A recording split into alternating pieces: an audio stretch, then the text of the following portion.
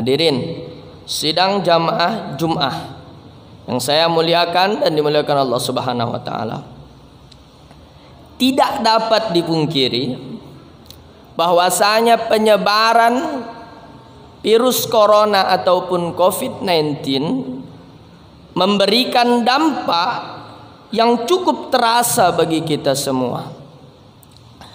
Dalam hal sosial misalnya, banyak sekali aktivitas kita yang dibatasi.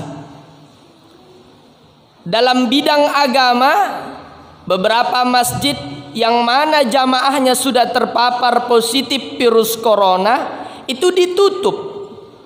Bahkan sebahagian besar masjid yang sebelumnya salat tarawihnya 23 rakaat dengan witir dipersingkat menjadi hanya 11 rakaat saja.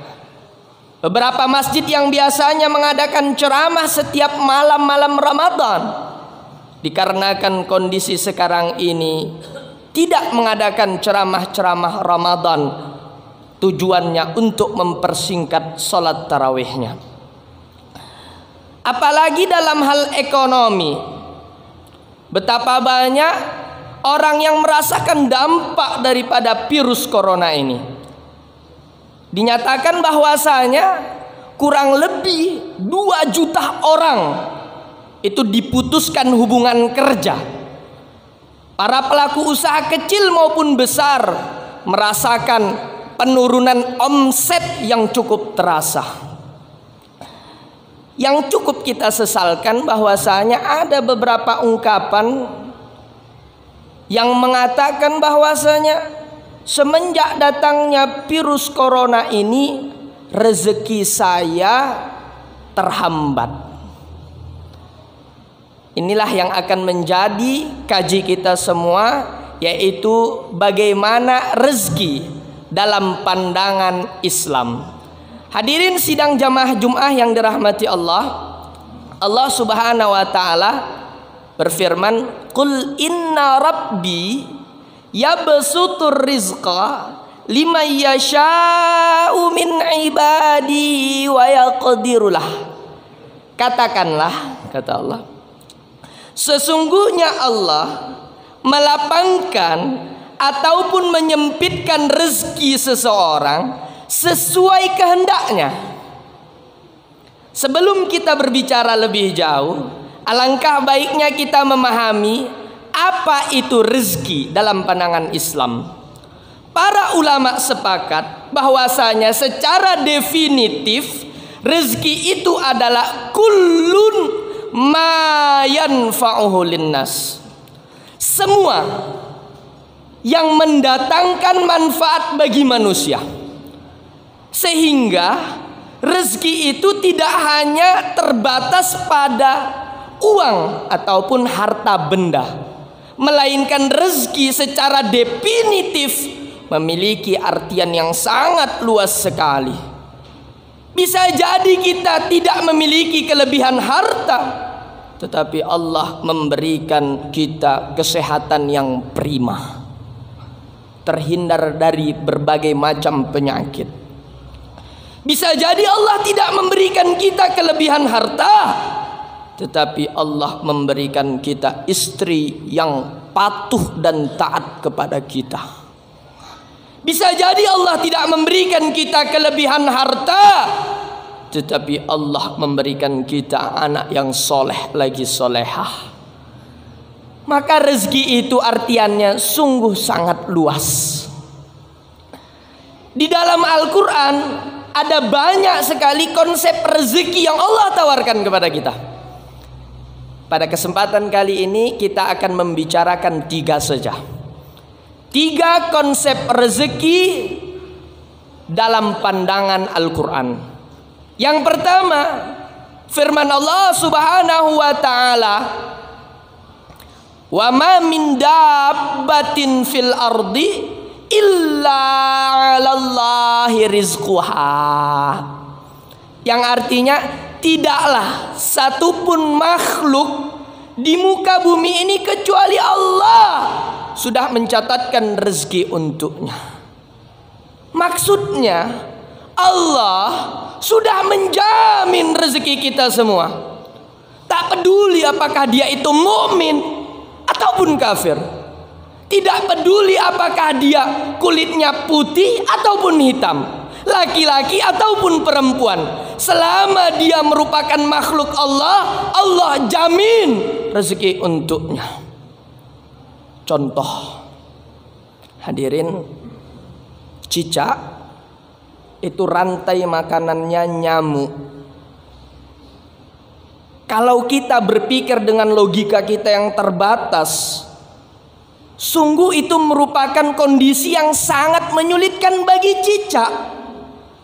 Nyamuk Allah berikan sayap, bisa terbang ke sana kemari, sedangkan cicak hanya dapat merayap dengan keempat kakinya.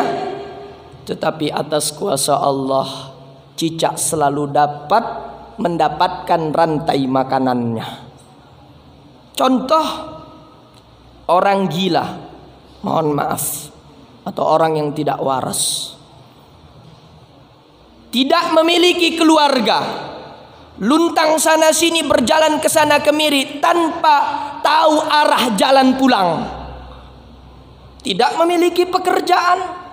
Tapi betapa banyak orang gila mampu bertahan hidup bertahun-tahun lamanya, bahkan umurnya lebih panjang daripada orang yang tidak gila. Ini menandakan bahwasanya Allah sudah menjamin rezeki kita semua. Oleh karenanya, maka jangan kau takut dengan rezekimu, jangan kau khawatir dengan rezekimu. 2. Firman Allah Subhanahu wa taala, "Innallaha la yughayyiru ma biqaumin hatta yughayyiru ma bi anfusihim." Artinya, sesungguhnya Allah tidak akan mengubah nasib suatu kaum kecuali Dia yang benar-benar berusaha untuk mengubah nasibnya. Maksudnya, semakin kita bekerja keras, semakin luaslah rezeki kita. Itulah kenapa ilmu pengetahuan dan teknologi, begitu pula ekonomi di dunia ini dipegang oleh orang-orang kafir, dipegang oleh orang-orang non-muslim. Kenapa? Karena memang mereka lebih bekerja keras. Bahkan di negeri kita yang mayoritas muslim, ekonominya pun dipegang oleh orang non-muslim. Kenapa? Karena memang mereka lebih bekerja keras daripada kita. Dan ini sudah terkonsep di dalam Al-Quran, bahwa siapa saja yang bekerja keras, maka Allah akan melapangkan rezekinya. 3. Firman Allah Subhanahu wa taala, "Wadduha", demi waktu duha. Ada apa dengan waktu duha? Sebuah hadis qudsi menjawab. Kata Allah Subhanahu wa taala di dalam hadis qudsi, "La ta'jiz an arba'i rakaat fi awwalin nahar." Jangan kau malas melaksanakan solat 4 rakaat di awal siang. Maksudnya solat duha. "Ukfika fi akhirin nahar." Kata Allah, kucukupkan rezekimu pada sore harinya. Maka konsep yang ketiga, konsep rezeki dalam pandangan Al-Quran adalah semakin seseorang bertakwa, semakin banyak pula lah rezekinya. Itulah kata Allah Subhanahu wa taala, "Wa may yattaqillah", barang siapa yang bertakwa kepada Allah, yaj'al lahu makhraja, Allah akan memberikan jalan keluar kepadanya bila dia dihadapkan dengan masalah. Wa yarzuquhu min haitsu la yahtasib, kemudian lantas Allah akan memberikan rezeki kepadanya. Bedanya rezeki orang yang bertakwa dengan rezeki orang yang tidak bertakwa. Rezeki orang yang bertakwa Allah berikan dari jalan yang tak diduga-duga ataupun tak disangka-sangka. Kalau kita berbicara tentang takwa, Maka langkah pertama untuk menjadi orang yang bertakwa adalah dengan menjalankan apa yang Allah wajibkan terlebih dahulu dan menjauhi apa yang Allah larang.